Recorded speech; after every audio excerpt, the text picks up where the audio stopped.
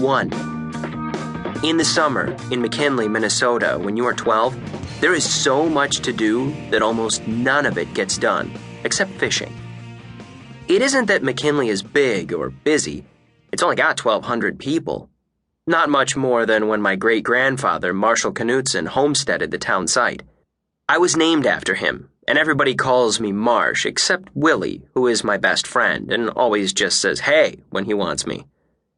He also says there are only 900 people in town, but K.O. Morgan, who owns the grocery, says there are more to attract tourists. I have never figured out why having more people would bring tourists in, but I don't own a grocery either, so there it is. But it's not a big town. And there's no real business either, except some logging in the winter when the swamps are frozen enough to skid the big logs out of the woods. Also, there are a few farms, but they're small because of the dampness in the soil, which turns to mud in the spring during planting.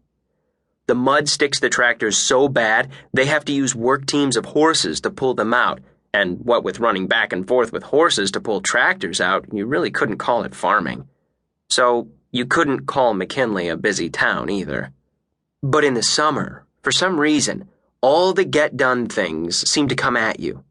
The yard needs raking down and mowing with the push mower.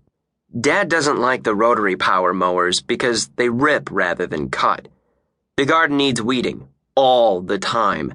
The backyard fence needs mending and tightening because Willie Taylor's pony can't stand to stay out of new corn and leans on the wire.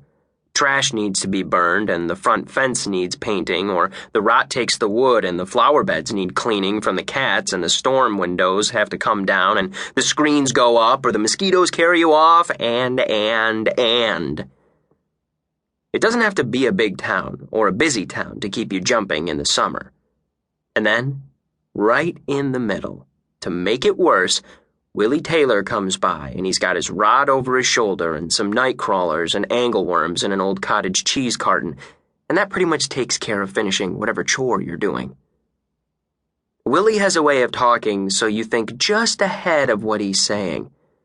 He'll stop by the yard when I'm mowing the grass, and he'll stare down the street with his shoulders kind of over and down the way he has of standing, holding the rod in one hand and the worms in the other. Then he'll smile and say, "Grass won't grow much between now and dark." And what he really means is that the fish are biting, and while you can always mow a lawn, the fish aren't always biting. Out south of town, there is an old iron and concrete bridge across the Poplar River. In the spring, it runs with suckers, which aren't much good for anything but fertilizer and pet food, although some folks smoke them and swear by them. But in the middle of the summer, the water in the poplar settles down to tame, and the suckers head back into the lakes and the mud, and the fishing on the bridge gets good if you're serious. Willie and I live there in the summer, or so it seems. Every afternoon, we try to get down there, or almost every afternoon. Using a small hook and a piece of worm, you slide the hook down gently alongside the concrete pilings, right along the edge of the cement. That's where the big rock bass wait, and if you use a light line and light leader, it can be fun catching them. They're scrappy, but it's even more fun eating them when they're battered in egg and cornmeal and fried just past moist in a hot pan, the way my mother cooks them.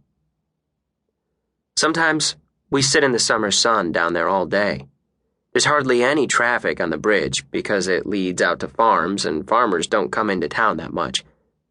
It can be pretty private, and when Willie gets to talking, it's fun to feel the sun and just listen with one finger on the line, waiting for that raspy feeling that means a rock bass is mouthing the bait, sucking it in and out the way they do before they take it. It was on a summer day like that with us down at the bridge fishing that the story of Carl started, even though Carl is all winter and ice, or part of the story anyway. It was hot, and they weren't biting, but it didn't matter. The sun was keeping the mosquitoes down, and we had our shirts off, getting tanned, and Willie snorted. You know, McKinley isn't like other towns. Considering that Willie was like me, and neither one of us had ever lived anywhere except McKinley, it hit me that Willie couldn't know what other towns were like, but I kept my mouth shut.